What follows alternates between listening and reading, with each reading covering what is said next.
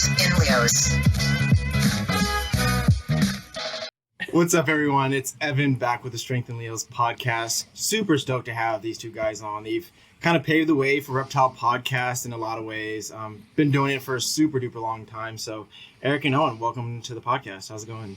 So far, so good. Thank you. Yeah, thanks for having us. Nice. Of course, yeah, super stoked to have you guys on. I think you guys were pretty much one of the first Reptile podcasts I got into. I want to say like 4 or 5 years back. And now it's like everybody and their mom has a Reptile podcast. Yeah, right? We go through these large expansions where there's like a ton of Reptile podcasts, and then everybody realized just how much time it takes up and how much, like we were talking about before, you want to heave your technology against the wall. So then like the podcast will shrink down and there'll just be a few remaining, and then those will truck on for a little bit. And then everybody seems to forget our technology advances. So then we just get a bunch more podcasts again. And then it kind of, it waves. So right now we're at a big burst, a big bubble of podcasts right now. Yeah. Yeah. No, that's how the cycle goes. It's like everything else with the hobby. It's like you get this big wave, people are riding the wave, then it goes down. It's just the cyclical nature of it. So if anybody hasn't heard about NPR, which if they haven't, like, I don't know what they're doing. But you guys want to give a little rundown on what NPR is about, and yeah, what you guys do over there. All right, I'll start it, and then Owen can jump in where he comes in. I add flavor to the story, but go on. Yeah, so I got into carpet pythons in about 2006, and I was a big fan of Reptile Radio, which would be what I would consider the OG of the reptile podcast world. Love them, but they had this focus on ball pythons, which at that time, any content that you could get about breeding anything really was just, oh man, I couldn't get enough of it. And so I decided that I wanted to do something but focused on carpet pythons, because there really wasn't any information out there. There was a lot of misinformation about how to keep them, their temperament, their size, you name it, right? So I decided that I was going to give it a go. A lot of people told me that it was a waste, and how you're going to fill up running content in a week. Yeah. And it's funny, a lot of those people are a little bit older than me, so I don't know if they saw what was coming with that technology. But anyway, I didn't listen. I sort of pushed on, and then back on the MP forums, the Morelia Python forums, I had posted up a post, and you're skipping over. You're skipping over. You did the first episode alone in your bathroom, just talking to yourself. I'm getting there. And like trying. Oh, sorry. Owen's calling you out. I put. I mean, I love that. Yeah. So I put an ad up looking for somebody, because originally I was interested in having. I guess he was sort of like a mentor for me, and Luke Snell was his name, and. He was Morelia in Wonderland, and he lived up in Jersey, so it was kind of close. It was like the first big collection of carpet pythons that I saw in person, and he was really into IJs and had amazing stuff, and he was starting to get into chondros too, so that was like the first time I was exposed to them.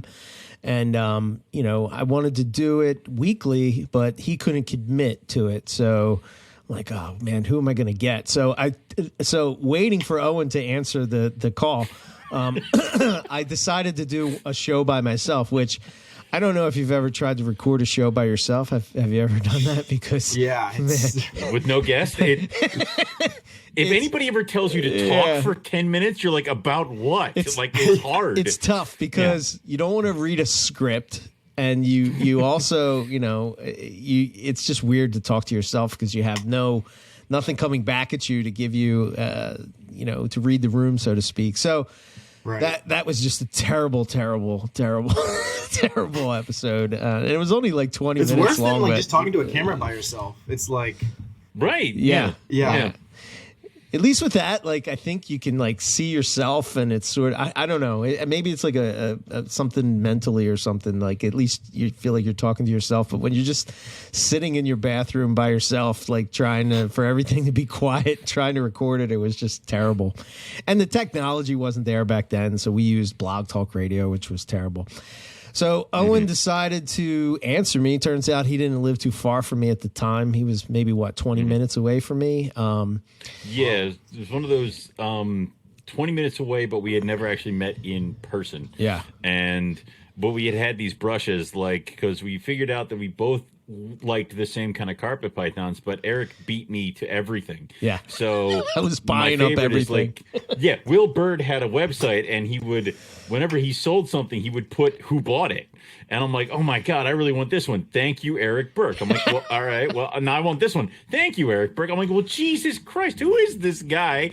And he's buying all this shit that I want. And then I find out he lives nearby, and I'm like, all right, well, I'm going to have to get close to him and kill him. Break into his house. This way, he doesn't encroach on my encroach on my carpet python. Keep your enemies close. This is just exactly. This has just been a 12-year elaborate scheme to make sure that Eric stays really close, plugged in. So from there, Owen called me up. We figured we'd give it a go, see how it went. I think Owen, I don't want to speak for him, but I think he was thinking that this would be like a month long and then it would be over. Back in my head, every episode was, all right, well, we'll do another one and we'll see how that one goes. All right, we'll do another one. We'll see how that one goes. And then we had our first break around the holidays, and I'm like, we're never coming back. We're never coming back. We've done this for almost a year now. We're done. And then Eric messages me, and he's like, all right, well, this is what we're going to be doing in 2 weeks. I'm like, well, shit. All right. So I just kept rolling with it. But I was in my 20s, and I had just started breeding carpet pythons myself. So I was kind of in the same boat of Eric, where it's like I wanted to get more information and also try to, pretty much plug myself into the community, because it was kind of hard, being that I only had 5 coastal carpet pythons and thought I was hot shit. Everybody else running on the MP forums has rooms full of snakes and been breeding for years and is arguing about genetics and morphs that I have had no dream of being able to afford or touch at the time. So I just kind of wanted to plug in. So I figured doing a podcast is a way to do that. And my collection has exponentially been affected by this podcast. There are animals downstairs that I never dreamed I would even consider owning, because never even crossed past my radar until we had somebody on the show that absolutely loves this. So, yeah. Yeah, it's one of those things where you have, you're talking to people each week that are passionate about, because we focused on carpet pythons, but we would talk about other pythons here and there. And every once in a while we would even just sort of step out of that world. But I think the difficulty for me with that is I don't like to talk about things that I don't feel comfortable in. And, the amount of research that you have to do for those kind of shows is, well, yeah. Right. So we started in October of 2011, and here we are. Wow. No, and I think it's super impressive, 2023. as we were talking earlier, just how many people get into the whole podcasting forum kind of thing and then end up winning themselves out. But then also there's so many other things. There's burnout. There's trying to get a guest on for a while and you can't get that one guest you want on and just times aren't aligning, whatever. But for you guys, what do you think has been the thing that has kept this coal in the engine to continue to go through all these years?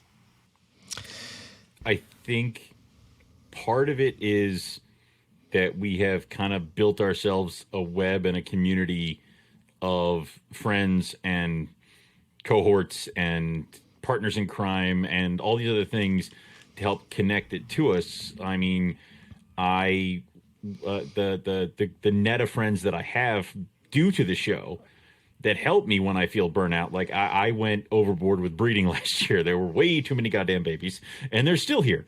So all that on top of, getting married, on top of having the podcast, on top of all the other stuff, that will wear you down too. And because this thing is, normal people will burn out just by having a reptile collection. Now you're adding a radio show to it. It's okay, cool. So, but having those people that you can connect with, that you can talk to, that you can blow up on a message thing that you're about ready to throw your computer against a wall, and have that kind of thing helps you out. Having a group of friends that you're like, hey, it's really nice outside. I am off for the next couple days. Who wants to go see if we can find some copperheads? Like that whole thing, it really helps you unwind. And that plus, you know, I have lifetime stories now to tell from adventuring with friends and stuff on the podcast, Australia, going to Arizona, going to West Texas. It's that kind of stuff too that helps kind of,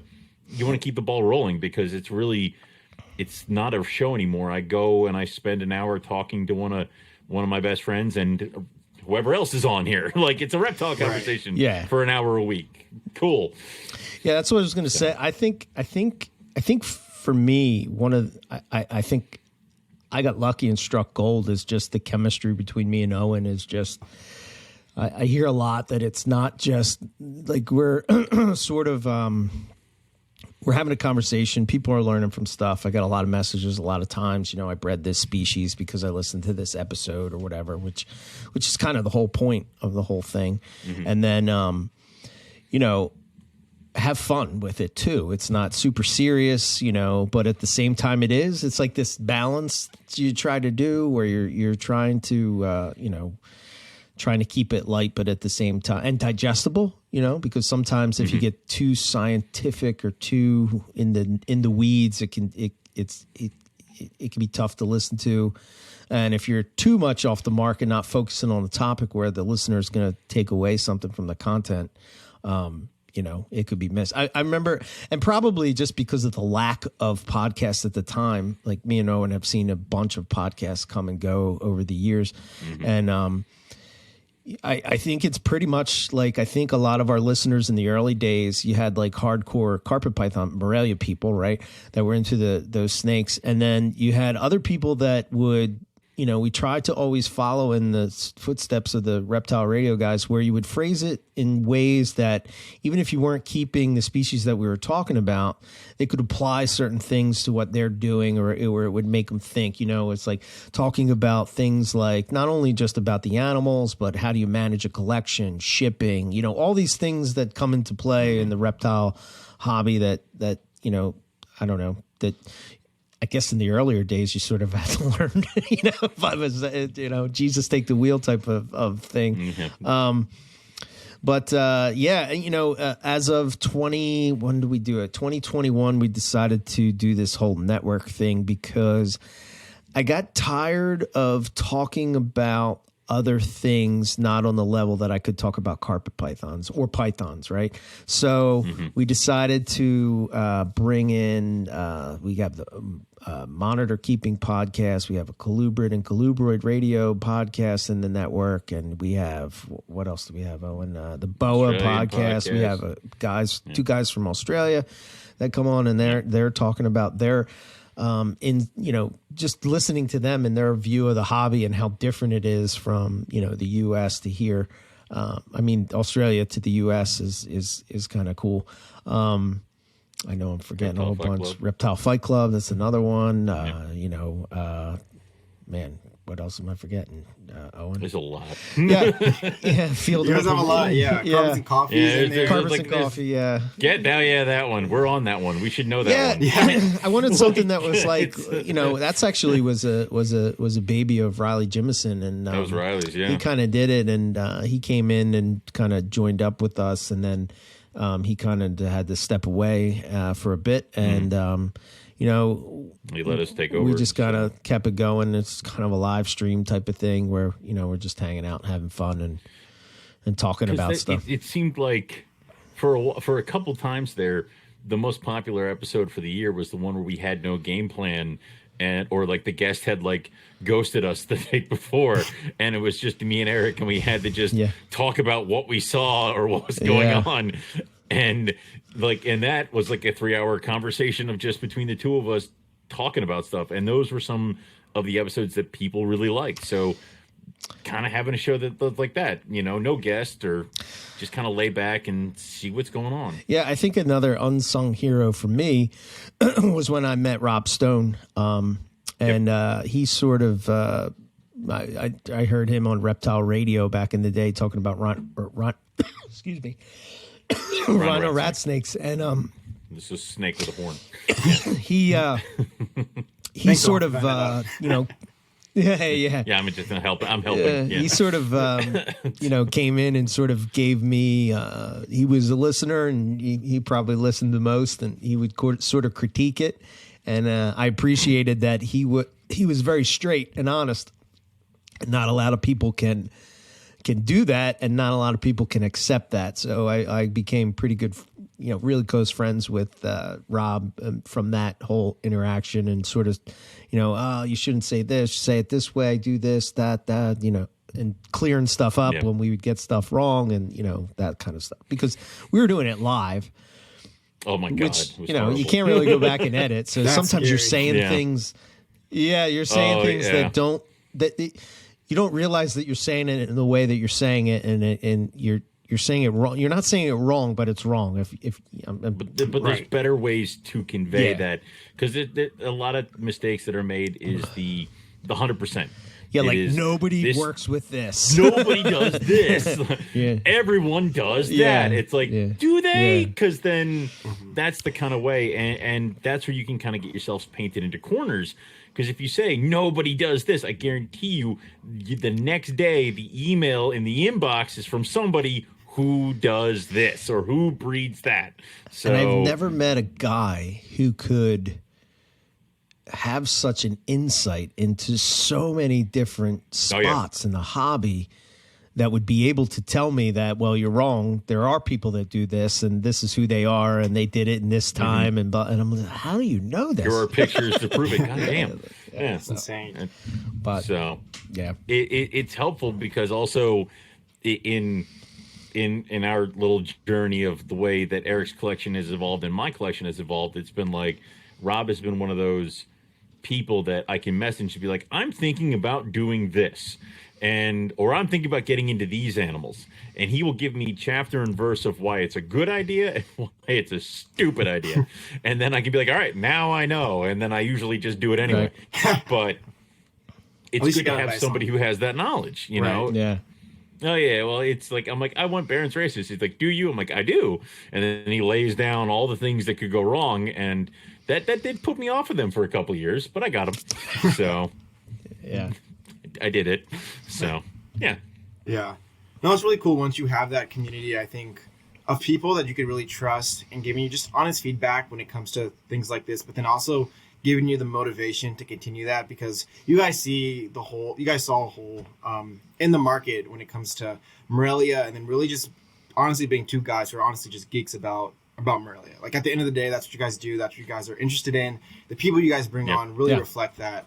And even being in it, it's like so cool, but then having the background of the burnout and editing and all the things that go behind the podcast, and then seeing that to be gone, it would be such a big hole that would be missing that you guys wouldn't see, just because you guys are kind of in it day in and day out kind of thing, which is just super cool and really admirable to see you guys do that. Appreciate that. It's weird when we have the breaks, because I'm like, I don't know what to do. It feels I'm not weird. like like if we took a break or something, like there was, I think it was the first couple seasons, it was like NPR must be released every Tuesday or there will be riots, because like Wednesday morning rolls around and people can't listen to it. I have inbox full of, where's the episode? What's going on? What are Eric and you doing? It's like, so I'm glad that's kind of relaxed a little bit, as people kind of realize that maybe sometimes the podcasts get delayed a bit. Like it seems to be much more forgiving, but people go I mean, like the guest thing would happen. Like, I mean, there were times where it just wasn't working. Like the system wasn't working, and people would lose their mind. The crazy thing when we use Blog Talk is that it wasn't even edited. It was like you were doing that live, like you bringing in people, taking out people, and like I'm reading questions that I have on notes and stuff to the side, and like links and things in case I have to look it up to get ready. And I mean, this was 2011, so it's not like technology was like nowhere near what it is today. First two seasons of NPR are rough. Like it is. That is rough. It's rough, and if it wasn't rough at the time because that's all there was. But now, when you listen back to it, you listen to like the quality today. today, it's like, oh man, yeah, it's rough. Okay, yeah. Because we didn't have a soundboard or a radio studio, so as that stuff became more easily accessible, we of course got better. We got better mics, we got better software. We moved to a different platform that allowed us to edit and record, and we could put a couple episodes in the can, and then we can release them as we go, kind of a thing. So it definitely was easier on us, but there were a lot of times where it's like, well, how did you guys keep it going? It's like, I think we were lucky enough that there wasn't anything that stopped us.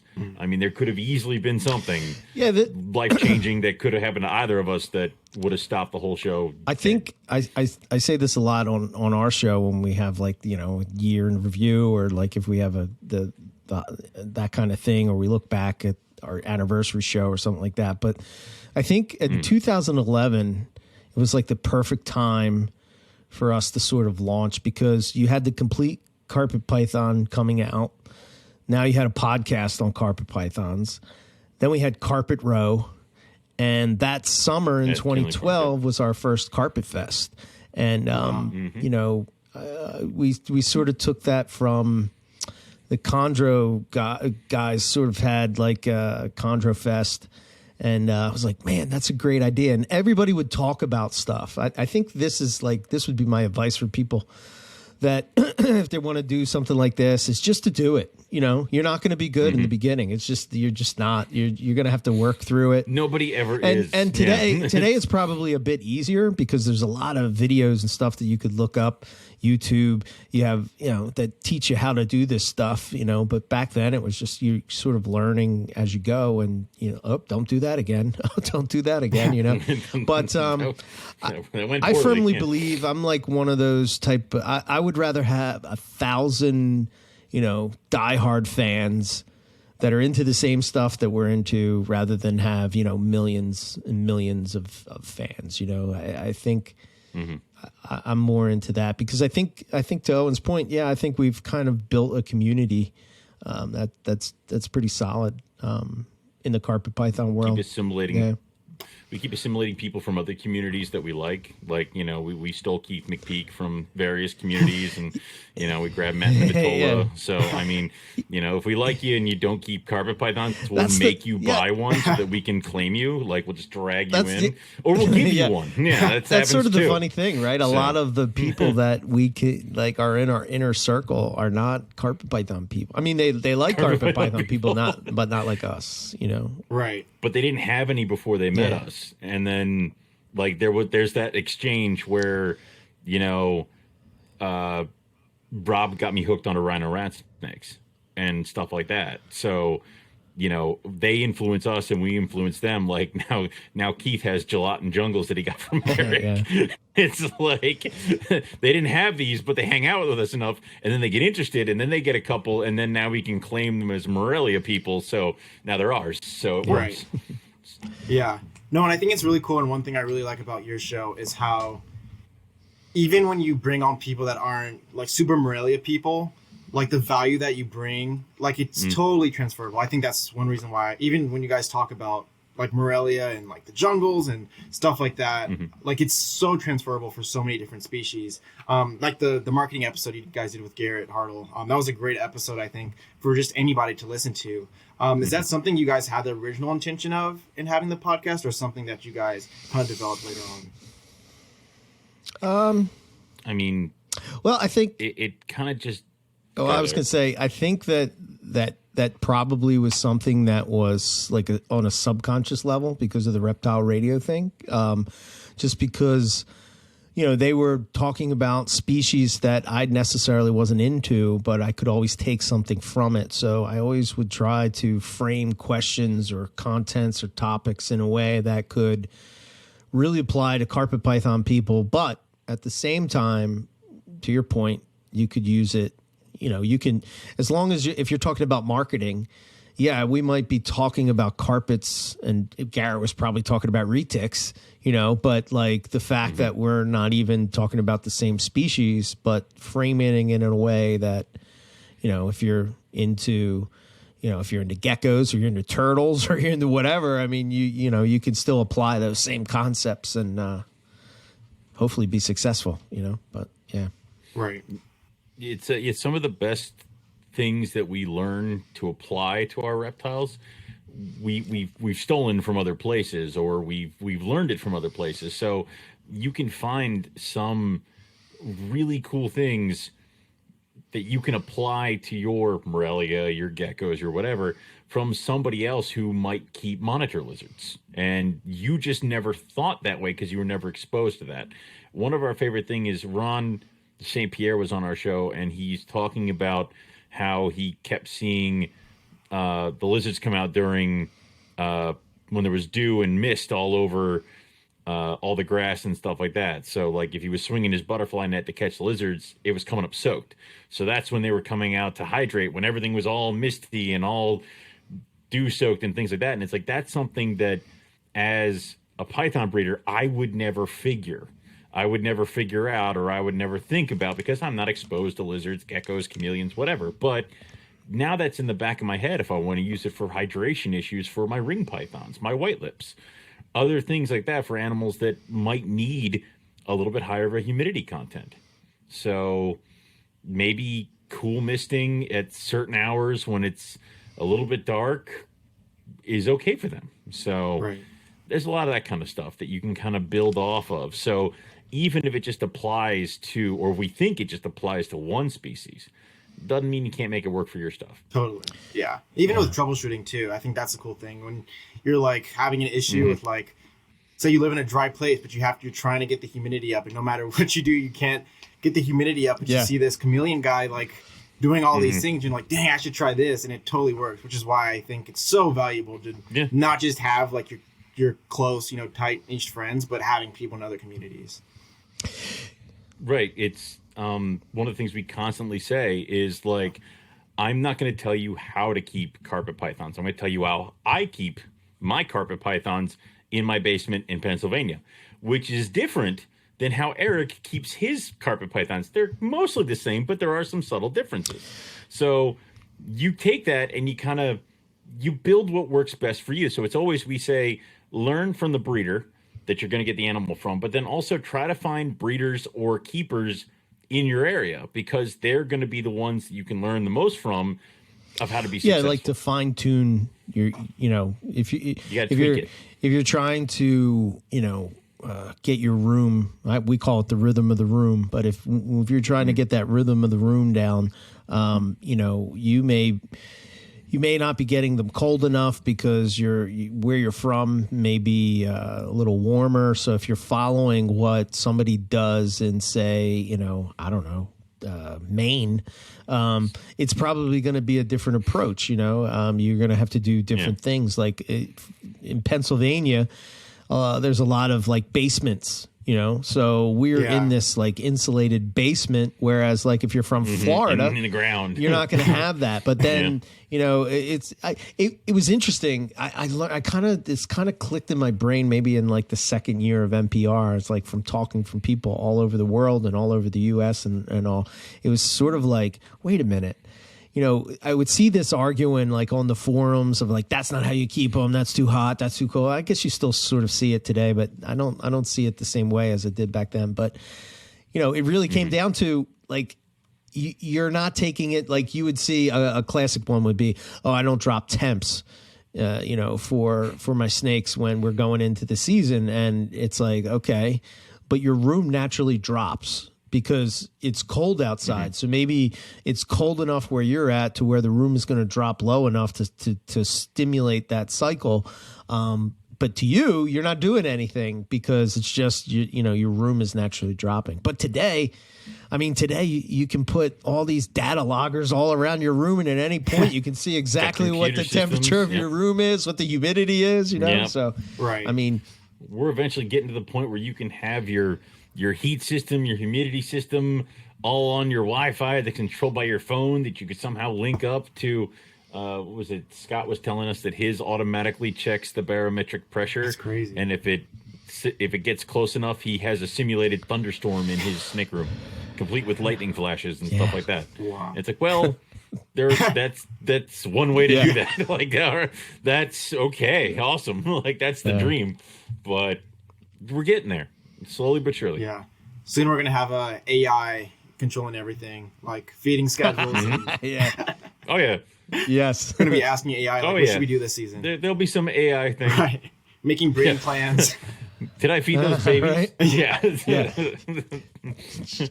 If I can just find an AI to sell it for me, I think I'll be good. Chat So. GPT is going to tell you the best odds you're going to have for, put these animals. I'm not sure if together, I you'll agree be with good. these breeding pairs, but whatever. The computer told me. Just gonna do it. Yeah. Have to do it. Yeah. Before we go on, I want to say thank you to our sponsors. Impeccable Gecko is a small to mid-sized family-operated hobbyist breeder operation. They specialize in leopard geckos with high-quality genetics. Their goal is to provide customers with the absolute best animals that they could produce, coupled with honest and transparent business methods. At Impeccable Gecko, integrity and animal welfare are above all else. Impeccable Gecko is a strong supporter of the Strength and Leos podcast, so follow them on social media and check out what they have available. John of Gecko Boa started early, like most of us, catching lizards and snakes in his backyard at any chance he got.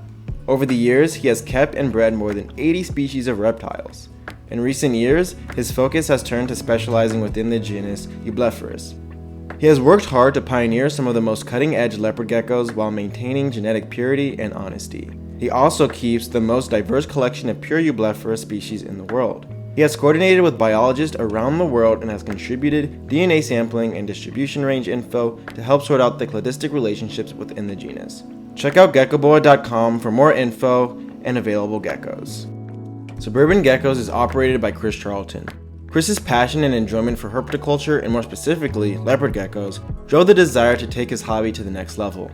With experience in breeding and raising reptiles well over 20 years, Chris is dedicated to producing quality animals for both the hobbyist and breeder alike. Suburban Geckos treats each animal with the utmost care and respect, and cuts no corners when it comes to health and integrity of their geckos. What started off as just a couple aquariums has grown into quite the collection in just a few years, and they wouldn't have it any other way. The dedication to their animals is unparalleled and evident in the quality and health of their animals that they produce. Exemplary customer service is another area where they excel. They're readily available to answer any questions you may have regarding their animals, husbandry, and etc. For more info and to see their availability, check out suburbangeckos.com. Lizzie Bold Leos, while new to the scene, is taking strides in following the footsteps of top-tier breeders and keepers in care and ethics while aspiring to bring fresh looks and crosses to explore latent potential. Prior to becoming a breeder, Greg of Lizzie Bold Leos completed hours of extensive research on lines, ethics, morphs, and how certain traits interact with others in order to begin projects which are coming to fruition already in the second season of breeding. With a major focus on line breeding the correct way and customer service done right, Lizzie Bold Leos aspires to be a breath of fresh air to the customers and keepers they encounter. Be sure to check out their Instagram, Lizzie Bold Leos, and stay up to date on project development, availability, or just tips on having healthy animals in your care. Dab Exotics is a hobbyist breeding operation that was started in 2017. They specialize in producing healthy leopard geckos from top quality genetics. Dab Exotics is an awesome supporter of the Strength and Leos podcast, so follow them on social media and check out what they have available for sale. Shane Kelly is a blue-collar, working-class guy that has a reptile breeding business with his wife and kids. They are currently working with high-quality ball python morphs, western hognose snakes, and select leopard geckos with a focus on bold stripes, and they're looking forward to adding Albie Snow and Ghost this year. They have been listening to the podcast since the beginning and are proud to be a Season 4 sponsor. Go check out their social media, Instagram, Facebook, and YouTube, and also check out their morph market to see what they have available.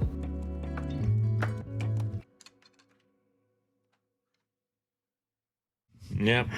Yeah. No, it's really wild just how technological just everything's been, like in terms of not only like just on the care side of it, but also on the information side of it. And you guys are in a place where you guys are, I wouldn't even say feeding information, but really just presenting information from you guys, your experiences, and also experiences from other people. And it could be a really good thing, right? You're getting all these people, you're building a community. But on the other edge of things, you're in a space where there's so much information out there. And sometimes too much information could be bad because people don't know what to do. They don't know what they're doing. They're getting the wrong information. So as people who host a podcast, who are working on having a community all get on a similar page of ethics and things like that, how have you guys navigated like getting that information and that correct information to people? Yeah. So I think in the early days, there was a tendency, at least for me, I would say probably for Owen as well. It's like in order for our niche in the hobby, carpet pythons, to look good, it felt like we had to knock ball pythons, right? And I started to hear other podcasts doing it. And it wasn't until I started listening to other podcasts where I said, wow, that just sounds terrible. And me and Owen decided that we're no longer going to promote what we're doing to be positive by knocking down somebody else, rather than just promoting or presenting the information, and hopefully we get into the right hands, hopefully we're picking the guests that people want to hear about, or, and as I advance in this, I learn more about, just making sure, like even just having a title is like, so it can be searchable. All those little details that I never thought about in the early days. It just was like, Nick Mutton joins us again. It wasn't like, that kind of thing. Those kind of things help. But I must admit, I do get frustrated sometimes, because I feel like we've been doing this for so long. If you're into carpet pythons or into pythons, you've had to have heard about the show, I would think. And maybe not newer people coming into it, but like I would hope that the people that are, our fans or whatever would say, oh, okay. And I see it a lot where they'll say, oh, how do you breed so-and-so? And they'll pass that, a link to this episode along or whatever it would be. But I don't know. Sometimes I get a little frustrated when people still say the wrong things. And, I think one thing is like the size of carpet pythons. You'll have somebody that they look up on the internet and it says coastal carpets will get 12 feet. And it's like, no, that's just not right. Maybe once. Yeah. In Australia, some of them do get that big, but that's not what we're working with here in the States. And like, it's such a different world than like some of the other python species, because when you're looking at ball pythons, no matter what you do, if you breed this morph to that, it's always going to be a ball python, right? There's never going to be like, you don't keep different ball pythons if they're from a different locality, different than you would keep. You just keep them all the same because they're, right. They might be not from really different localities, that but kind it's of all thing. Correct. Right. Yeah. Or even like breeding bredli versus breeding a coastal, you have to do much more to get a bredli going because of where it's from in Australia. The climate in Australia changes so drastically that a Morelia species from this part of the continent acts a completely different way from a Morelia from this part of the continent. You wouldn't keep a Darwin the same way you'd keep a diamond python, right? Because that's their opposite ends. Do you experience that with geckos? Like, is that I would imagine that's probably something a little bit similar, right? Definitely. I think one of the biggest things, because I would admit, like in terms of breeding ethics, and then also similar to you guys, we have like subspecies and there's localities of different things, and there's certain things that you don't want to cross together just to keep purity of certain things. Right. But just in terms of care, like you think a leopard gecko, like you guys been at shows and you guys seen tables full of leopard geckos and things like that. And in terms of the first, pioneers of like Ron Trimper and people like that to now, you'd think people would like stop having just debates over care. And it just amazes me how much like people are like, oh, sand is bad, sand is good. And like just the stupidest debates like over care. And you're like, are you kidding me? And no, it's super easy to just get stuck in the weeds and those never kind of things. Yeah, 100%.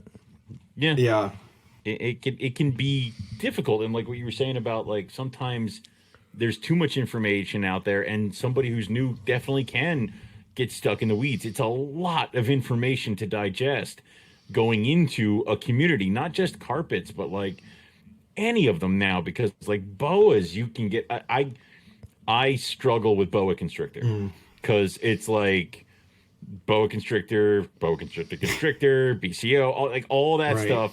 And I'm like, looks like a boa. Like, and that's, and I know that's horrible. And it's not because I'm not in that world. I think if you stepped in that, you could eat that elephant one bite at a time. And then eventually you're at that point where you have all that knowledge and you don't know where it came from. Like, we didn't become where we are now in Morelia overnight. And shit keeps changing on us too. The new book came out, and we're totally screwed. So I think you kind of got to redo stuff too. So it's like eventually, if you start small, like I started with coastals, Eric started with IJs and stuff like that. You start there, and then you slowly branch out, jungles, bredli, this, all that other stuff, and then you kind of become experts as you go, and then you still retain all that information from your original, and then before you know it, you have the whole complex under your belt. Yeah, I think Owen was saying about about the boa thing, and I sort of made a goal for myself to sort of step outside of the world of pythons.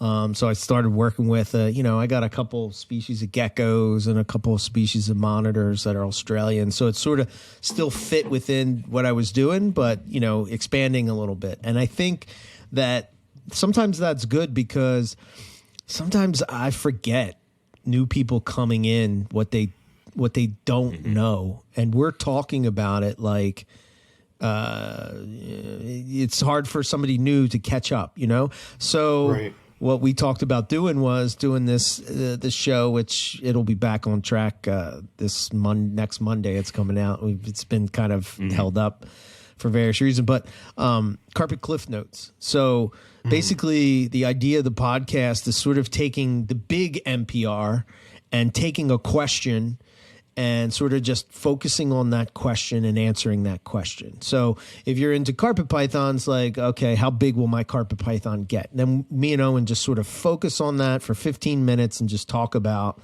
okay, this is how big it's going to get. And then I think my hope is that somebody might be able to digest that a little easier, right? And it's going to be searchable because it would be the question. And then if they're into carpet pythons, by the way, we have NPR, which you can listen to and get different breeders' aspects or herping for them or natural history episodes, or we even review books about them, stuff like that. And then, if you're into that and you like the community part of it, we're sort of doing the Carpets and Coffee as a way to sort of just have a hangout and for everybody just to sort of like, it's Friday night, let's go and hang out, that kind of thing. So, and then we're starting this year, they're starting Carpet Fest back up again. So there'll be a yearly get together where you can put names, to faces and stuff like that. It was a big thing definitely when we had the forum days because nobody knew each other except from their screen names. Now it's like a little bit more open with Facebook and all that stuff. So, but this is still. I think it's needed more important now than ever. Yeah. Because I think a lot of nuance is lost over text. And I think sometimes a lot of things could probably be avoided. A lot of drama, a lot of battles, you're talking about sand, this and that.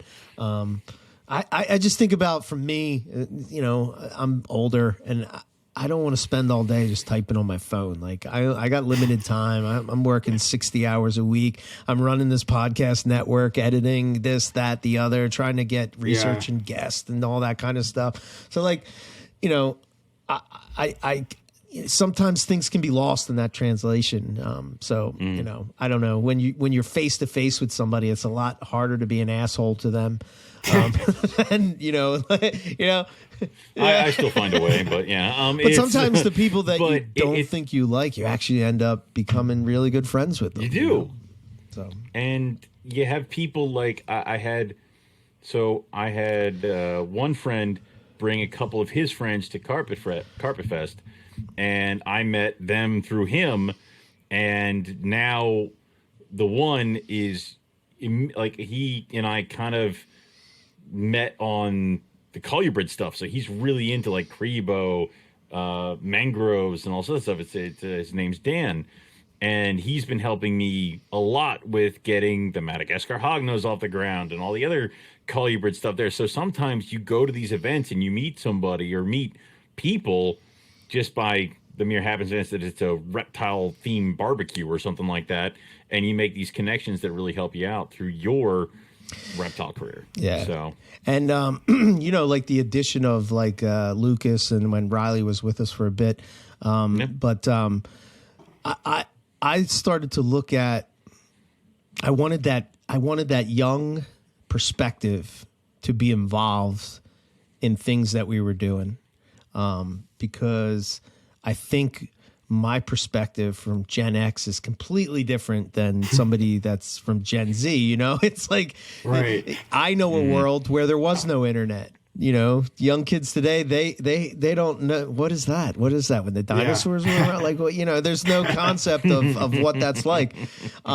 So like to have that insight from somebody like him. And plus I'm a fan of surrounding myself with people that I, admire and see potential in them and their knowledge and their passion or their just that fire that, and to be honest, sometimes that sparks me, to go back to your question earlier, like if you have somebody that's just coming into it and, like me and Owen, we're not talking about carpet pythons when we're together, I mean, it's like we're talking about other, life. Very rarely. We're past that point. I mean, we will from time to time or whatever. Yeah. Hey, check this out. Look at this, that kind of thing. But, those are weird things that happen in like airports on our way to go look for rattlesnakes. It's like, look at this carpet. Oh yeah, we do that. But to have somebody fresh that's excited about it again, and then you start talking about it again, and then you're getting excited about it. So it's like this whole flow of positiveness and awesomeness. There's a reason we banned ourselves from going on King Snake, Morph Market, and Fauna during the show, because we'd be like listening to these people pour their heart and their soul out about cave-dwelling rat snakes, and all I could think about is I got to get me one of those. Like, and then all of a sudden now I have a pair of cave-dwelling rat snakes. It's like, well, shit. Like it's that kind of thing. When you get somebody who's supercharged back into it, they help boost you up. So having someone that's obsessed with carpet pythons near you helps you kind of appreciate all those carpet pythons. And now he's not even into carpet pythons like he was. He's like an Aspideites person. Shut up. I still no. Oh, you. Lucas is a lost cause. A whole nother thing. And we lost him to blackheads. Yeah, which is cool. Stuff. I mean, that's just how people evolve. Yeah, I mean, it's cool to see. And if I can have any impact on the next generation of reptile keepers, that's kind of my goal. It's just like, hey, somebody gave me this information. I'm going to pass it along to you. Hopefully you pass it along to the next, and keep it going. So. Yeah, we've said that constantly. It's like we say it jokingly. Nobody listens to the podcast to listen to us talk. You're right. You're here for the other person, and it's a good way to have that information.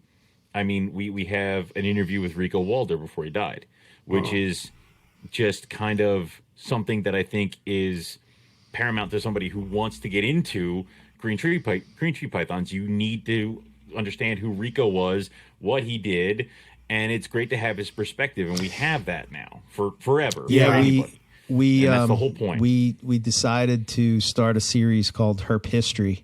And I think that people keep forgetting that he's like, by the way, we also did this amazing thing. Well, it's just people. Some people don't know, because there's a line of carpet pythons called MBB, and it stands for Madame Blueberry. That was a snake. So people in carpet python were just throwing out MBB, not knowing what the hell that was. So it was like pulling back herp history, talking about the breeders that were breeding in the 80s, the 90s, or before that, helps kind of people understand why you're calling that snake or gecko or thing that. Like, why is that name attached? I'm a firm believer in in order to know where you're going, you have to know where you've been.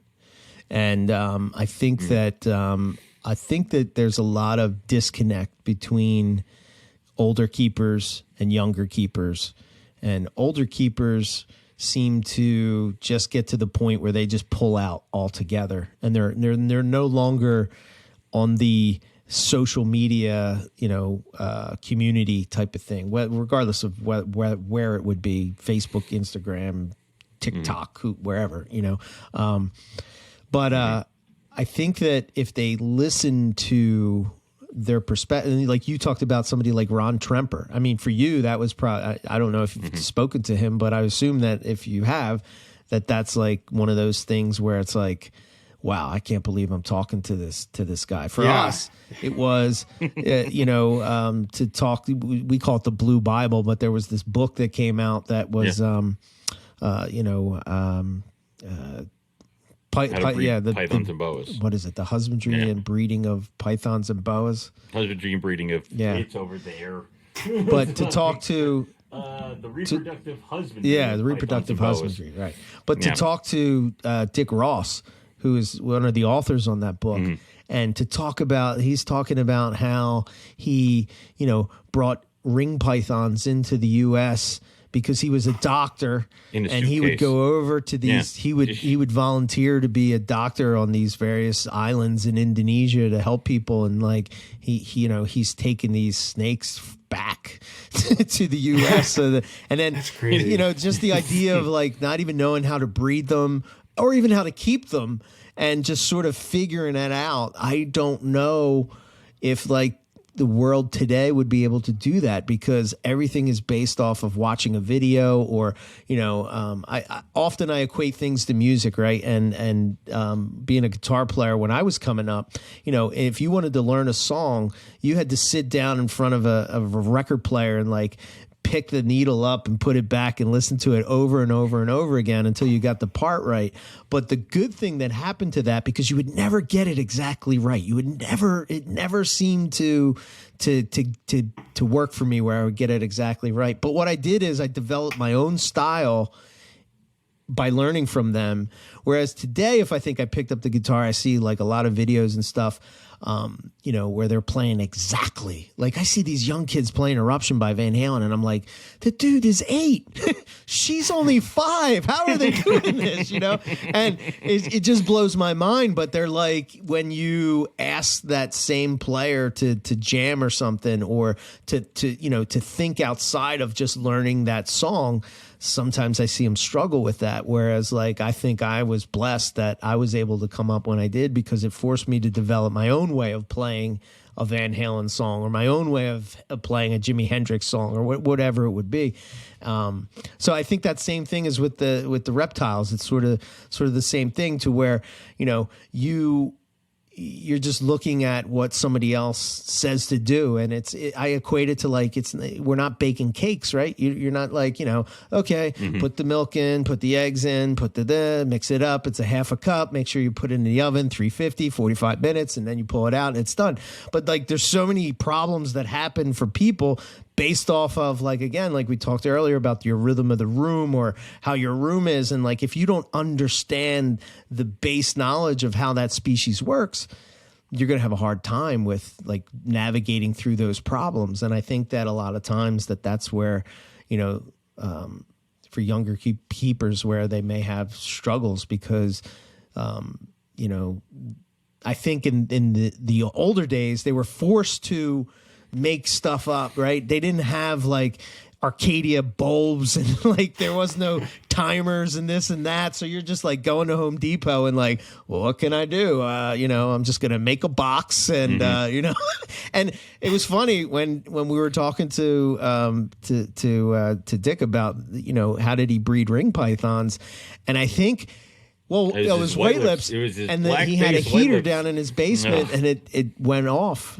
It died. So then they bred. And he's like, oh, I guess it has to get colder for them to breed. So, I mean, just things like that, to where, it just happens that way, But I think that both groups of people can learn from each other, if that makes sense, you know. It's one of those things where I think as you start going through your herp career, eventually you're going to start having a book collection, and it's just going to be a book collection of reptile books. And the stuff in the books might be outdated, but there are observations and stuff in the books and the magazines, stuff like that you can use. And you just start plugging away and you start grabbing these things. You just start devouring this knowledge of what can be used for what you do. And then also talking about your own situations. Like what Eric was saying about Dr. Ross is that he was not trying to breed his white lips. He had them together and the power went out. And he's like, oh, whoops. Like sometimes you learn those things by doing, or you learn those things by mistakes. You know, I used to get into a rhythm where I would watch everybody else out there trying to breed their white lips. And if they all got eggs, I'd be like, well, clearly I missed the boat. Like mine aren't breeding this year, and I'd separate them. This past year, I bred my white lips, and I got eggs way later than everybody else. Everybody else had eggs and babies hatched before I even got my eggs. But it's almost like I kind of just watched her and followed what she was doing or what she was showing me. And that's just by reading the books and observations on, you know, the white lips from the Blue Bible, from Pythons of the World, Volume 3, from all the other stuff I got back there of what you would see with an ovulating or gravid white lip. So it was watching that stuff. So sometimes the knowledge isn't as easy to get by just a Google search.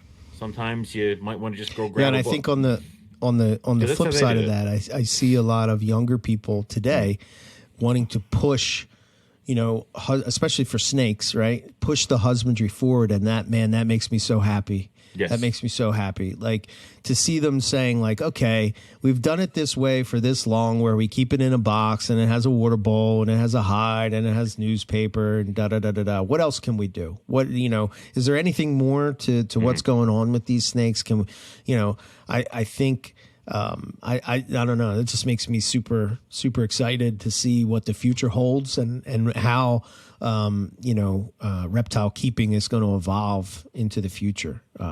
So yeah, it makes me super excited to see that. It's pushing more towards, I think, certain reptile stuff is becoming like you would a saltwater tank, where you want to have like a display and you want to have this thing. It used to be as many as you can into reptiles. Right. You get into reptiles and your mission is to get as many as you can, because how are you going to be a successful breeder if you don't get as many Pokemon. as you can? Where it's like, I think we lost. Right, exactly. You lost the way where it's like carpet pythons make fantastic display animals. They're big, they're bright, they're gorgeous. They don't give a crap if you're staring at them, so they'll stare right back at you. And you could really set them up real nice. Yeah, I see. And I see a lot of young keepers today where they're, you know, some of the enclosures that they're making they just blow my mind, and it's like it's almost like an art piece, you know. They're awesome. And I see, you know, focus collections to where they're working with a specific, you know, species or morph or whatever it would be, and they're like really dialed into that, and like it's no longer a bad thing that you don't have. You know, I think of the early days when, like in the reptile radio days, it was all about the amount of reptiles that you had. You know, you think of like, I don't know, some of the big names back then where it was like, you know, just even Brian Barczyk, you know, like I remember him being on reptile radio and he's saying like he had 40,000 snakes. And it's just like, if you didn't have like half of that, then you were a nobody in the reptile business. And now it's like, I see people with like, you know, they have 20 snakes or 20 of whatever reptile would be. And they sort of, you know, have it dialed in. And because they have a smaller group, they're actually able to observe things that animal is doing that if you're keeping in numbers like that you might not necessarily be able to take in or to see, so to speak, where it just becomes sort of like with the big numbers, it just becomes about produce. Whereas like I see a lot of people nowadays sort of pulling back from that, myself included, to where it's like slimming down your collection. sort of just enjoying it. That's the whole point, right? I mean, for me, that's sort of the whole point. The whole point we keep these animals in boxes is because, I don't know, when I go into my snake room, I want to have that little piece of Australia that I can remember when I was there, and I can look into the enclosure and I can say, oh, wow, look what it's doing tonight. Or if the storm's rolling in, how it's behaving to the storm, or, just things that you're not going to see if you keep them in a rack or whatever. And it's not that I'm against racks. I'm not saying that. That's not where I'm at. But I'm just saying that it's refreshing to see that finally the snake sector of the hobby is getting pushed forward more so than it has been in the past. So yeah, no, it fires me up just to hear you guys talk about just the people who laid the foundations for all of the hobby, right? All these older guys who were on the frontier, so to speak, of reptile breeding. And even as I was talking with Ron Trimper, he was telling me a story about he just put 100 geckos in like a baking sheet, like 99 females, 1 male, and he's like, let's see what happens. And there's pebbles on the ground, and you hear this stuff and you're like, is this man stupid? But it's like, it's all of the things, and I think it just fires me up to learn about that stuff. And that's what I see podcasts like these, like mine and yours. It's like making that connection from the past, the present, and then also where the hobby is going. And it's so cool to just have that opportunity to really capture that history, and like almost have like a time vault, right? Of like every time you record a podcast, it's like you're capturing this unique history that's going to be online pretty much forever, which is so cool to think about, and fires me up when I think about it. Yeah. It's the weird stuff that like we take as fact that somebody somewhere either had to try and be like, I don't know, let's see what go. I think, what is it, fly river turtles? They're like, we can't get them to hatch, and then somebody's incubator flooded and they all burst out of the egg, and they're like, oh, all right. So they're like, of course now, like if you get eggs, you have to like throw them in water right before they're about to hatch, and they all come out. It's like, well, shit, but nobody did that intentionally. Like that, we just stumbled upon that. I don't know if you have the same feeling, but like for me, I never look at myself as part of the history, right? But like, I guess in a way we kind of are, but I don't look at, like, to me, history is like talking to those guys from the past. And, like I see it more and more to where, I guess because we've just been doing it so long, that we're sometimes referred to in that type of thing. Oh, they did the longest running podcast or this or that. And I don't know, I just never see ourselves as part of that. But yeah, it's kind of trippy, but yeah, I'm with you. I'm totally with you. Like the whole. Yeah. No, I totally take myself out of the equation. I'm like, sometimes I like forget that I'm like actually doing a podcast. I'm just like trying to get all this information, and I'm like, oh shit, we're recording. Yeah. Oh yeah, right. Yeah, it's almost like I looked at NPR as like, it's like going to school every week. That's how I looked at it, especially in the early days, like not having a lot of experience, but just having the guts to do it. It really comes down to that. I think a lot of people, could have probably done it. But nobody did it. So it had to be us that did it. And, it just worked out that way. But, sometimes people, I remember a thing that Nick Mutton told me, and it's always stuck with me. He says, Eric, there's 2 types of people in the world. There's people that talk about shit, and there's people that do shit. Which one are you going to be? Yeah. And I'm like, yeah, man, that just resonated with me. And it's just like, am I going to talk about doing a pod? Because prior to the launch of NPR, I mean, I talked about it for a good year to 6 months. And it was just like, what am I waiting for? And when I pitched the idea to Nick to talk to him about, like, what do you think about this? He kind of was like, you're not going to have enough content. You're going to run out. You're going to burn out, blah, blah, blah. But don't listen to me. Yeah. Because there's 2 types of people in the world. There's people that talk about shit or people that do shit. And the only way that you're going to find out is if you do it. And he, if he comes back on the show or whatever, he always mentions like, yeah, I didn't think you guys would be going this long, but keep doing it. Yeah. Isn't I think that's what Kevin McCurley said to us too. We went up and Nerd and we introduced ourselves. He goes like, "You guys," he's like, "What? It's like 4 episodes. Like, we're in our 5th year." Yeah. Like it would just be like, "Ow, man!" Like so, it's like that stuff kind of happens where you just gotta leap. You gotta take it, because when we did start, there were numerous people who were like, "Well, I don't know why these two are doing it. He's got." I had, I think, maybe 1 season under my belt. I didn't even breed yet. And Eric's first season was on air. But you know what? I think it really resonated with a lot of people that were coming in, because they were asking those same questions. So I was sort of being the person that was sort of filling in for them to ask that breeder those questions, you know?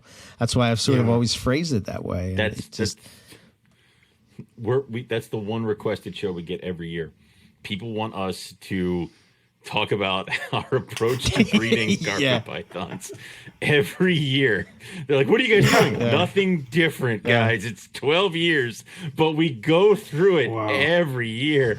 And it's one of those where it's like, "Oh, it's going to be a quick, easy episode." 3 hours later, we're still talking about it and like what our approach is going to be and how we're going to approach it this way. Well, every year you learn the same thing every year. Even if I think, to Owen's point, like we'll think that we're bringing nothing to the table, but the feedback that we get is a lot of times is that these little things that we take for granted that we learned over the last season or that we're trying to apply this current season is like inserting them into that episode. You know, even if it's not what the person wants to hear, it could spark something in their mind and then set them on a track because they listen to it. A lot of times, you know, just even listening to certain reptile podcasts, you know, I'll listen to them. And again, it may be nothing that has to do with the species that I keep or have any intention of keeping, but like, it's like, oh, wow, that's a good idea, you know? And then how do I take that idea and now apply it to what I'm doing, or how do I apply it to carpet pythons, or how do I apply it, you know, how do I use that information, you know? So, hopefully that's what people get. But yeah, to Owen's point, it's like it's kind of the same thing over and over and over again. What shows do you guys want to hear about breeding again? Like, all right. But I think too, like a lot again, like younger people coming in, they may not know that there's an archive of, you know, they may just stumble upon our show by accident, you know. There are 12 years worth of episodes. Yeah, good 2 episodes, guys. You guys are 2 episodes in and killing it. Man, these guys are really fine-tuned. I don't know how they're, you know, their chemistry is amazing. I don't understand it. It's like, please start at like season 3. That's where everything started picking up a little bit. Like, there's no need to go back to the real bad episodes. So yeah, because that was the other thing too, is that, you know, we were learning reptiles, but we're also learning podcast and hosting. And you know, there were the first couple episodes where we're talking over each other, we're stepping all over each other's toes, we finish a sentence and then we're just both kind of like waiting for somebody else to say something, and it's dead air, and it's like shit. So, and it would like, and we'd realize it was dead air, so we both try to talk at once. It's like you get into a rhythm. Also, you get more relaxed. You know, we started figuring out what was Eric's sense of humor, what was my sense of humor, what we could play with this, what we could do with that. And I think there was one episode where Eric was talking about how he has like these really expensive, really good looking snakes in racks and bins. And he's like, and Owen's got cages. I'm like, and what? I got crap? Yeah. And then everything just kind of exploded. And it kind of like that set the stage for how he and I interacted for the next like 12 years. It was just the give and take, the like jabbing and all that stuff. So it just kind of especially on such a unique platform. I think so much of the reptile industry is YouTube. It's YouTube. If you're not YouTube, get out the way kind of thing. And I don't know if you guys have this thought process, but it's like as a podcaster, you're like trying to compete with YouTube sometimes, and you get in this cycle of like you could be doing great, have a great community, but you're like, this podcast doesn't have 60,000 downloads, and this episode isn't like doing this, and you get in this cycle of trying to compete with like these other communities. But just podcasting is such a different platform, such a different way to form a community and deliver information that I honestly don't think it'll ever get to that point where it's as sensational or you're trying to do the same thing as some of those people on that YouTube platform.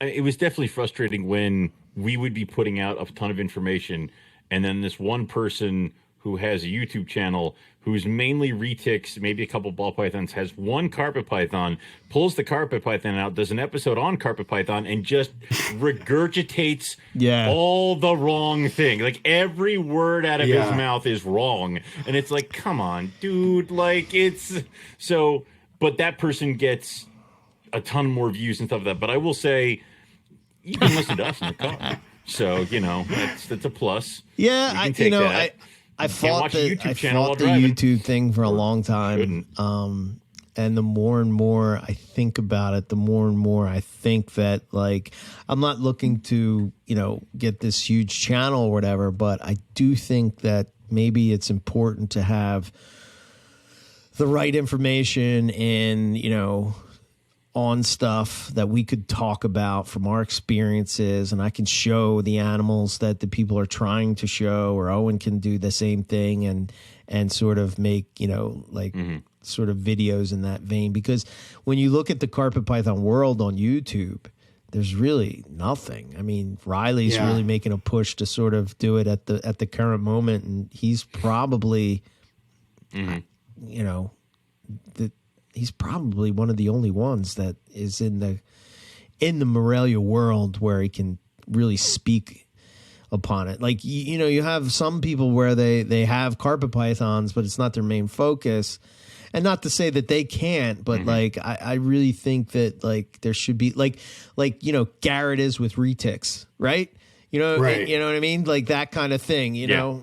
I'm not going to do a video on it would be dwarf similar, retic. right? It would be like horrible. one of us doing a video on super dwarf retics, and it's like, no, you're getting this all wrong, guys. I have one retic that has, I think, 50% dwarf blood in her. But I say it, I think, because I don't remember. So I'm not going to do a YouTube video being like, look at my dwarf retic. By the way, she's 11 feet long. So is she really a dwarf retic at this point? So...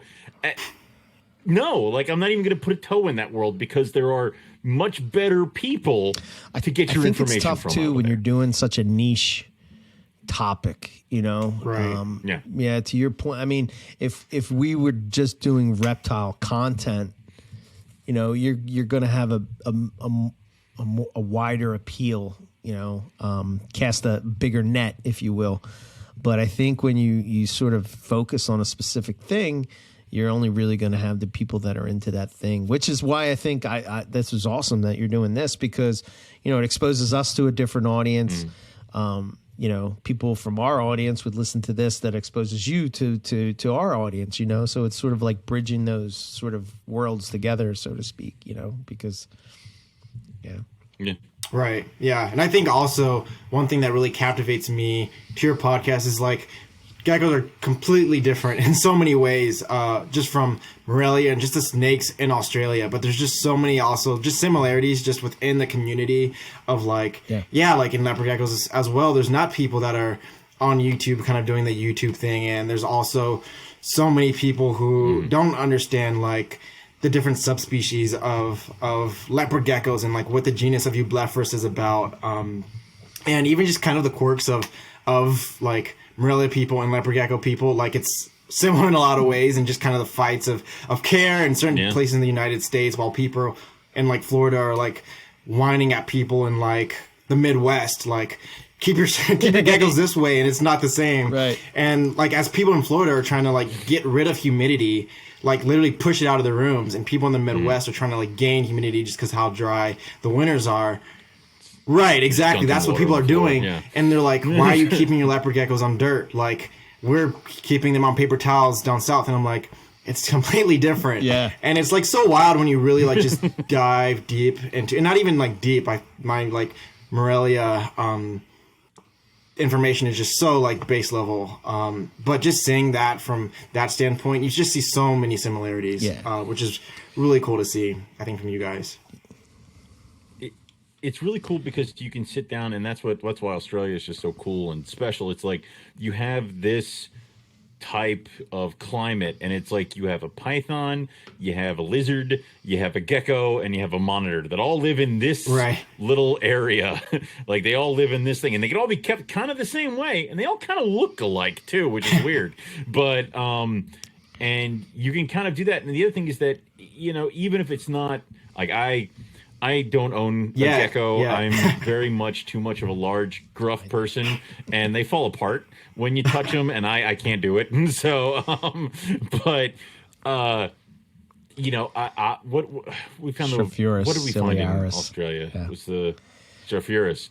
You can, you know, I don't need to be a gecko keeper to admire a freaking Strophaurus on a stick in Australia. Like that thing was awesome, and I'm obsessed with that thing, but you know, it's you can still enjoy the animal even if you don't keep it, and you can still kind of enjoy the content. You can kind of enjoy what's going on, right? And even if you don't keep it, like it's not even in your wheelhouse at all. Yeah, you know, herping is another thing that sort of opened my eyes to looking at other species.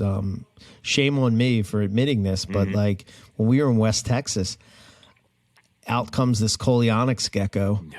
And I'm like, wait, is that a leopard gecko? Wait, we have leopard geckos in the U.S.? Wait, what is going on? How did this get here? This is insane. Who let this out? It's a leopard gecko. You know. Come on, little guy. Yeah, get back to India. You're saying it's like, okay.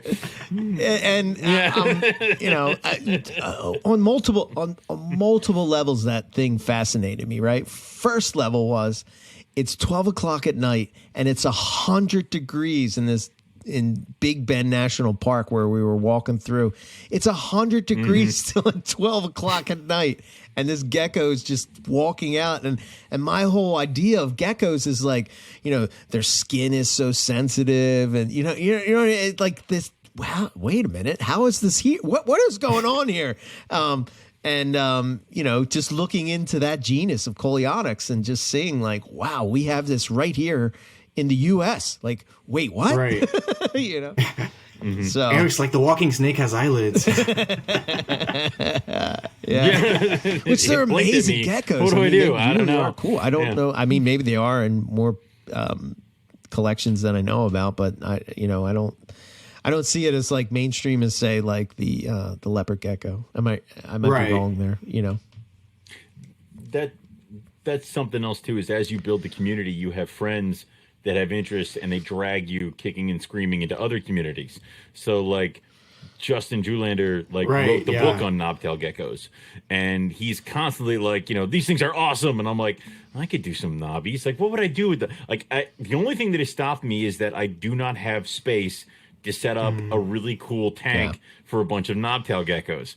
But that is in the back of my brain and is gnawing at me. So that will happen at some point. I just don't know when. But, you know, and that's just something else where it's like you talk to somebody whose passion is this animal, but also your animal. Right. And it's like, okay, cool. And you kind of share and swap things like that. So. And just touching on community, you guys have been talking about community a lot, and it's one thing that you guys have built. What have you guys have seen as one of the biggest pieces of fruit from like really from the ground up, really working on not creating the community, but connecting the community in a way that the community of Morelia just hasn't been connected before, and especially with your podcast? Yeah, I think Carpet Fest. Yeah, I think just getting together with people, even like we sort of, you know, we haven't been there in years because we've been herping Australia. So I think the last time we went was 2017, but Tinley Park was sort of a place where we would get together and call it the unofficial Carpet Fest, Midwest Carpet Fest, I guess, if you will. Or I think it was like the first time we went to Tinley Park, it was like you, me, and a couple people over at this one restaurant. And then the second time we went to Tinley Park, they had to like rent out the back room because of how many people wanted to come and have dinner with us at the same place. Not like just with us, but like all together. It's like all of a sudden now it's like one table ain't going to cut it. So we had to expand it. So it's to have that plug in where it's like we can go to a Southern Carpet Fest, we can go to a Midwest Carpet Fest. I think one of the things that always go to Australia attracted me to the Morelia community when I was coming in was just that, the community of people, right? Because when I looked at the ball python world, because I almost jumped into that, right? But yeah, thank God. I mean, I think that the thing it's not even necessarily a turn on, because I think with the ball python world is sort of like, I look at them as people that want to have their own small business, right? And that their focus is really about that. And they've found a niche where they've always wanted to be their own boss type of thing. And here's a way that I could possibly do it and do what I love, which I think that's great. Right. But I think sometimes what I'm always afraid of when you go down that road is that it's not going to be the same, because what was your hobby, your escape, the thing that you love is like you sort of, it becomes, you have to make decisions based off of business rather than off of what you really like. You know what I mean? Like, Owen will tell you a story in a minute about him at a reptile show where the guy was telling him, what are you doing type of deal. Yeah, go to hell, because that was in my head, all right? Like, see Jesus how well Christ. I know? But I think just like, the thing that drew me to the carpet python world was that they were just, for lack of a better word, they were snake nerds, right? And they just were really interested in trying to figure out what really makes this species or this genus of snakes tick, right? And, we'd be debating about, purity, or we'd be debating about all these different things. But really, at the end of the day, it was still like we were, I mean, obviously there were some people that didn't like each other. You're going to have that in any community. But for the most part, you could totally disagree with somebody and then have a beer with them and everything is okay, And I really appreciated that it wasn't about like trying to be friends to somebody to their face, but stabbing them in the back. And it really made me want to try to figure out a way to just connect these people together and, bringing on guests that think like, well, why do you want to talk to me? Like, and what are you talking about? You're this person. And, to have them come on and talk about things like that. And then they start to see like what we're doing. And then, they hear about something like Carpet Fest and they're like, oh, well, maybe I will come out to Carpet Fest. And then they come and they have a blast, it's like, wow, I'm with my people, it's like that kind of thing where, and then you're super excited, like right after that. And you're pumped up and everybody gets that spark of to keep you going to the next, till you get to the next hurdle or the next year. Right. Yeah, I don't know. It's infectious, it's infectious. And I think that if more people, and then the other thing is like, I met people that I never would have met ever in real life. Like we've never would have like become friends or talked to or whatever, of somebody that comes to mind is Zach Baez, right? He was this kid that basically lived not too far from me, and he wanted to come over and see my carpet python collection. And I was like, sure, man, sure. And he shows up, and, it's always kind of weird when you have totally somebody that you don't know coming to your house to check out your stuff and whatnot. Yeah. But, I took the chance, and, what a great guy. He was just a really great guy. And he was the one that started me getting getting better photos of my snakes, and like what a difference that made. I never would have done that, I don't think, on my own if he wouldn't have came over and just said like, what are you doing, man? You have all these beautiful snakes and you're taking these shitty pictures on these, well, at the time it was the phones back then in 2011 were crap. It's not like today, So, Yeah, and then it helps when you turns pull out plastic that off of the lens, too, apparently. and it turns out that we were into the same thing. Yeah, I know, right? And then turns out that he's into herping, so now he's like traveling around the world. And I watch his. He just came from Nambia, Didn't and he just? just crazy shit. Yeah, and dear just God, like dude. we're like talking about, oh man, I went here, I went there, I did this, I'm going here, I'm going there. Yeah.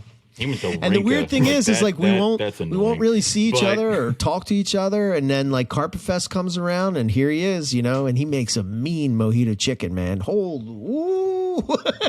It's like a family reunion almost. Like there are people you haven't seen, people who are traveling to come out to this thing, and it's like it's like we only saw each other just yesterday. He just rolls right into it, and you're talking about stuff, and you're trying to convey things, and you're trying to figure stuff out, and it just helps. But and you need it, like what Eric says, like it helps recharge you, it helps replug you in, because we talked about it, like reptile keeping and breeding is nothing but hills and valleys. Like it is gut-wrenching lows and beautiful highs when like you finally get that animal to breed, but then like 2 years later your favorite animal dies from egg binding or something. So it's like you gotta be able to weather the storm, and it really helps when you have people around you that do. But you can't lose the passion for it. You can't lose what got you into it, and obviously stick to your guns and what you really want. Like what Eric was alluding to is like I went to a reptile show with like my first clutch of carpet pythons, and they were little and gray, and some dude next to me was selling bearded dragons, and he's like, you got to get out of those and get to where the money's at in bearded dragons. I'm like, okay. He's like, my love is emerald tree boas and Amazon tree boas. And he's like, but I can't do that, there's no money in it. And I'm like, wait a minute, I thought those were like popular. And he's like, no, not to the right standpoint. And I'm like, okay. 2 years later, that dude was selling all his racks because he was getting out of it. And I went and I bought them all. But it's like, if I had just done that, I'd be doing bearded dragons. I'd be miserable, and I wouldn't want to stay in this. But like, I know so many people that are in emerald tree boas and Amazon tree boas that love them for what they are, and they are popular and stuff like that. So it just don't like what Eric was talking about, how it becomes like a business. It kind of seemed like with Morelia, you do it because you love the animal and to further your own breeding and collection, and then you sell the ones you don't want. Yeah. Like it's kind of like that kind of a thing. So you guys have crappy people in your hobby too, right? I'm just okay. Oh there we go. So I'm just gonna sell everything and I'm getting into Morelia. I mean, yes, we tend to run don't sell everything, just start grabbing. Like I was saying the other day, diamond pythons. Everybody get some red lie in there. Yeah, man, it's good. Yeah. I was saying the other day that I know a guy who's got a couple. On Carpets and Coffee, I kind of had a little bit of a rant, and like I haven't done them in a long time, but I sort of was, I was sort of saying that like I think the idea that we police our hobby is bullshit. It's bullshit. Because I see a lot of people that are doing things that everybody talks about behind closed doors that they don't like or don't think is right. And I get it. It's not like, one person has the ability to say that this is right or wrong or whatever the case would be. But I just think that, if everybody's in agreement that this is wrong and we know it's wrong, but yet nobody's saying anything, the idea that we're policing our own is kind of bullshit. In the Morelia world, we kind of work that stuff out ourselves. So yeah, there's been plenty of terrible people, but they get just weeded out very quickly. And like, there are also, we have our share of infights. It's not like peace, love, and happiness. Various and, other, okay. I mean, it is not peace, love, and hugging. It's healthy debate. I think the thing that's lost today is just the fact that people can disagree, and you might learn something if you just open your mind to listen to what the other person has to say. And I think I see this all the time, especially at the job that I work at. I'm in charge of 200 people, and I think I see a lot of times where people are listening to respond, not listening to understand, right? They're sitting there and they're not listening to what you're saying. They're only formulating the argument that they're going to spit back at you, right? If they would just take a minute, just take a second. I know that the world is, everything is in seconds today. Like, I want a hamburger. Boop, it's at my door. I want to listen to the new song from whoever. Boop, it's right on my phone. I want to watch the new season of whatever. Boop, it's right there. And this instant gratification type of thing. But like, yeah, just try to listen. And, even if you disagree with that person, that's okay. That's okay. You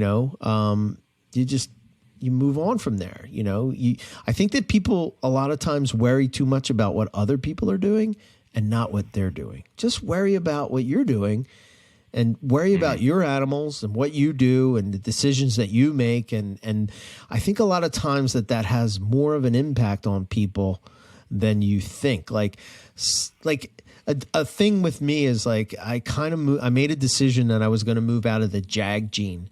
And sometimes I don't understand like things that I would do or that Owen would do and how that affects the rest of the community. Now, that's not to say that people aren't working with jags.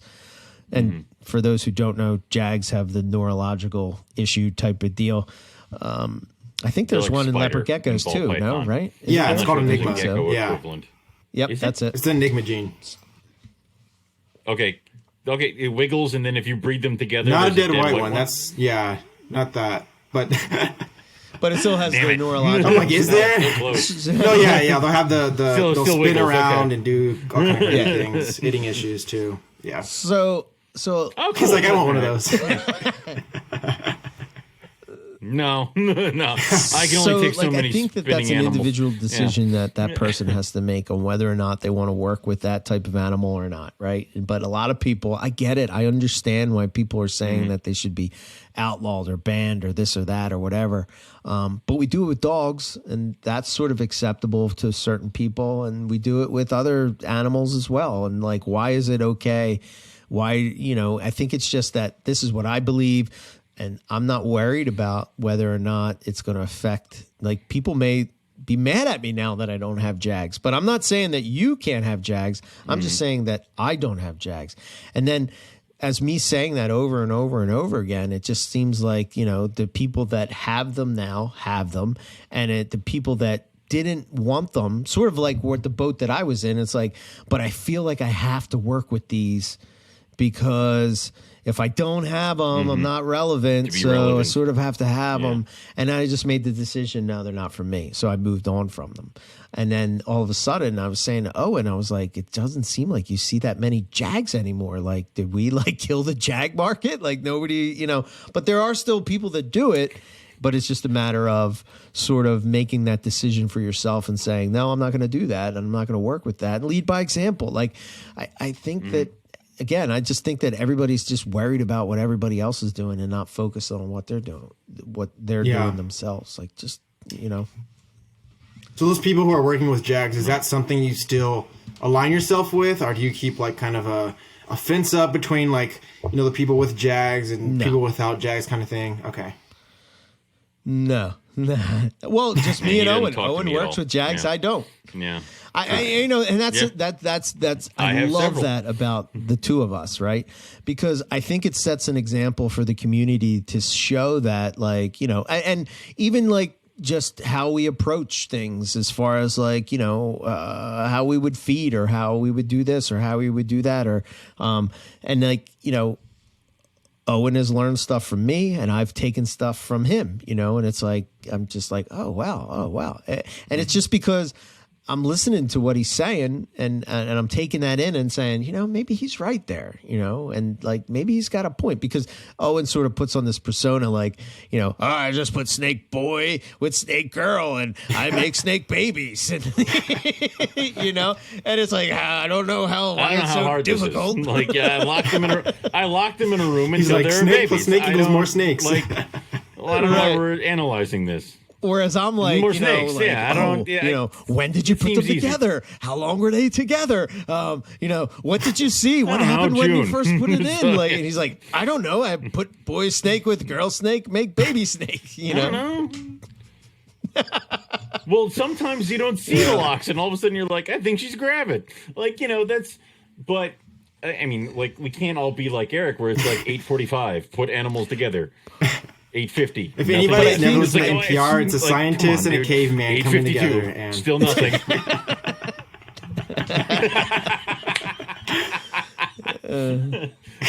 That is definitely how it started. Like, it was definitely very much like Eric's doing all this, and I think we used to say Eric had these books where he had his breeding seasons planned out for like the next 10 years. And I'm like, dude, I'm here trying to nail Jello to the wall. And you're like, in year 2028, I will have these animals. It's like, Jesus Christ. So I think I got a hold of his books in my one book. time, and I doodled in them or like Got wrote the year things 2021 in the back and there pages. it is. So it's like, I'm here. I guess we're still it's like, hi, together. Eric. It's Something like, that. if you've got to this breeding season, I do. you're doing well. See, Yeah, this so is it's- okay. So this is it's again that the kind of difference stuff. between me and Owen, and I think this equates to the success of the show and what we've had so far. Is like I have sort of accumulated all of that history on zip drives, on my notebooks, on printouts from websites. And like, I have printouts from old forums that don't exist anymore of, talking about specific genes and stuff. That guy And who like, printed the internet, I look back at when I printed it out in like 2006 and I'm like looking at it like, oh, wow. So, it exists. It exists here in Warminster, PA, to where I have, 15 zip drives of just, breedings and lineages and animals and people and events and, like, yeah. Copies of breeders' websites. So when people are like, people contact Eric when they're trying to set up family trees because they can't find a picture of an animal that was on some dude's website in 92. And Eric's like, oh, here it is.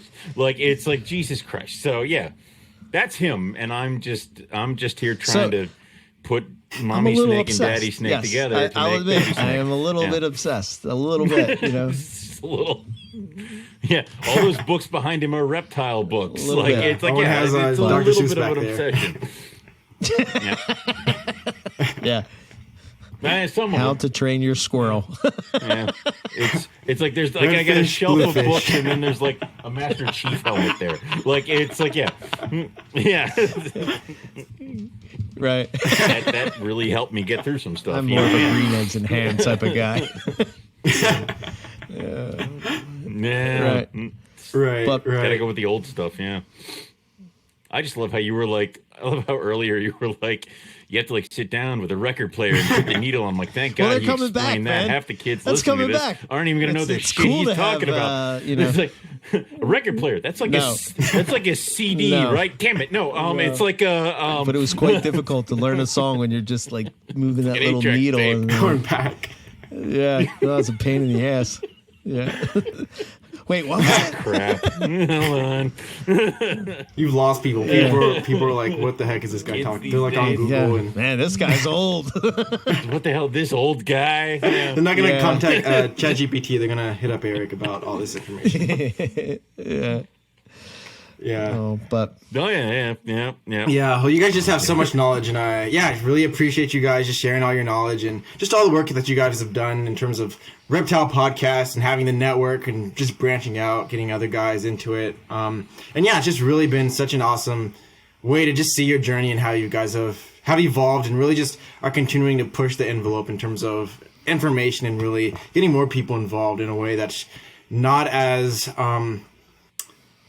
just sensational and just really getting the information out there and connecting just information to people. It's really awesome and really appreciate you guys for all that. thanks. Appreciate that. Definitely. Thank Well, you. just to round off the podcast, do our quick round fire rapid questions. So if you guys are up for that, how does that sound? Yeah, let's do it. Nice. We'll start off with Owen first, and then we'll head for over it. to Eric. Cool. So Owen, are you a morning or a night guy? morning. I am up before my wife, and I'm usually cleaning like 18 cages by the time she's up. So yeah, morning. Eric doesn't sleep. He runs off of just herping and Nice. coffee. Are you an entree or dessert guy?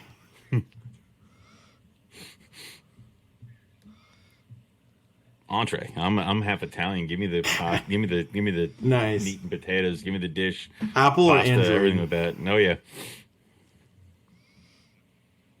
Okay. Apple. Much to because my wife is an Android and she and I argue, and her work phone is an iPhone, and she's like, "How do I use this archaic technology of crap?" And I'm like, "Whoa!" As long as you got those green bubbles So- coming in, don't talk to me. Oh, Apple. Yeah. You unwashed masses. Are you Yeah. a television guy or books?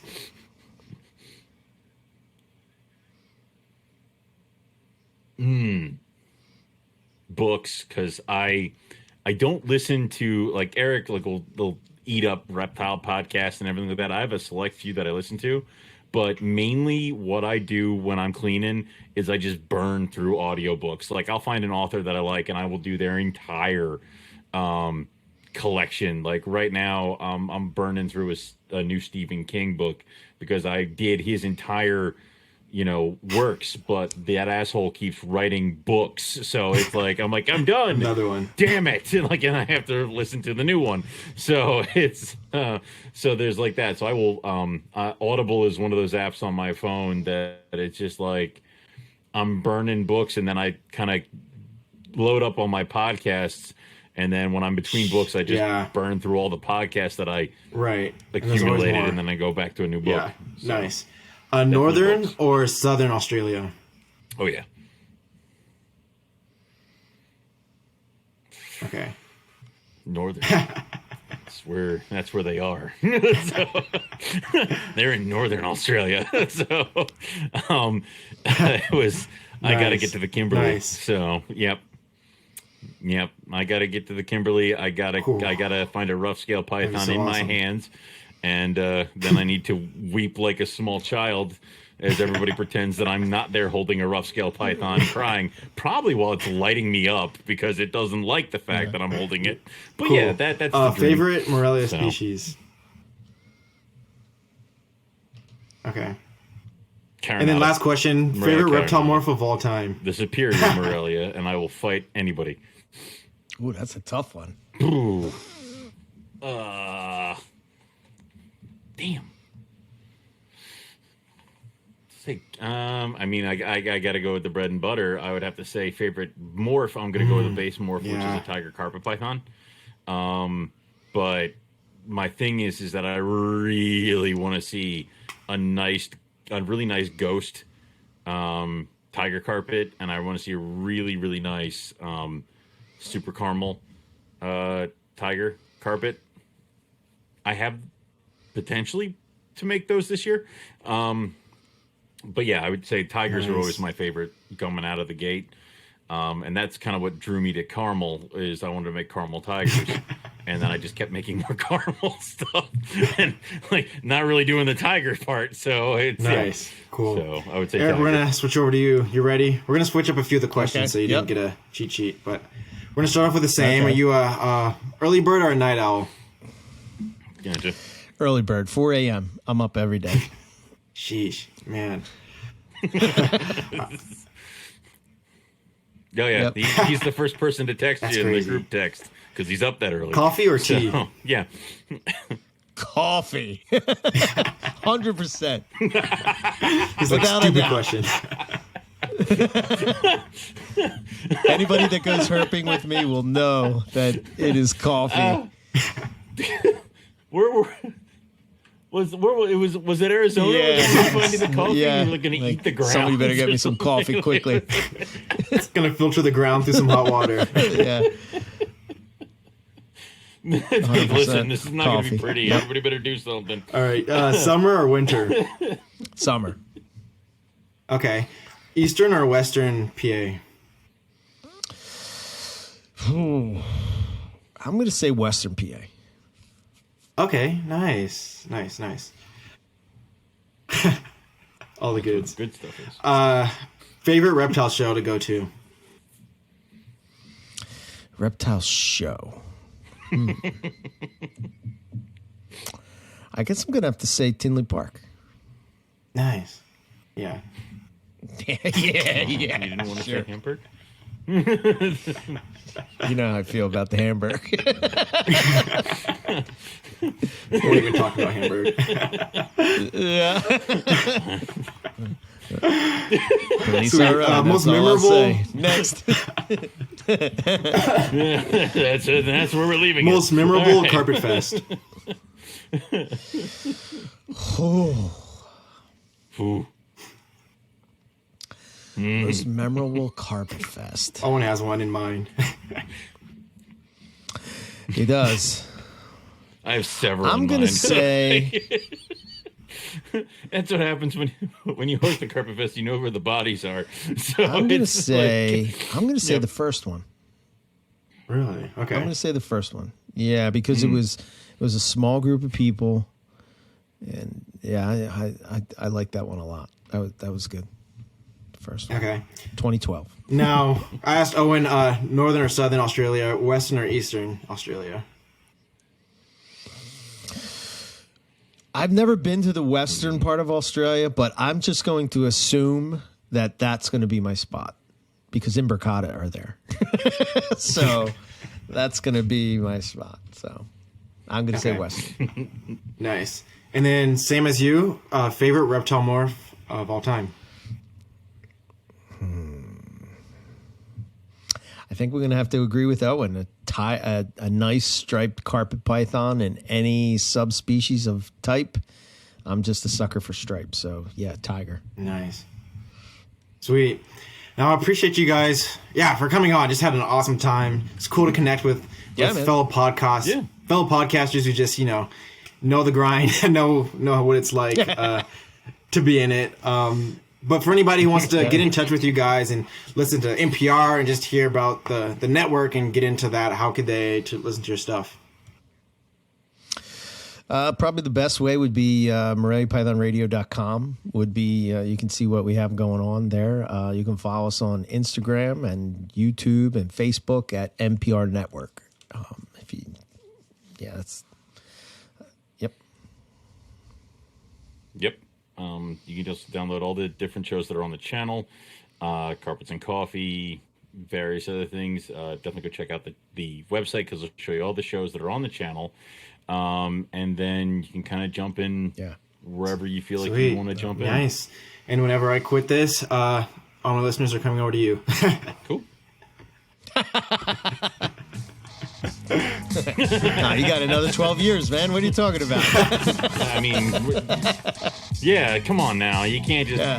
If I haven't been able to bail after 12 years, I think I got another 12 in me. And then Nice. Well, again, I appreciate you guys for coming on. And just Absolutely. sharing a lot of great information. Sweet. Yeah, Have a good man. night, guys. Yeah.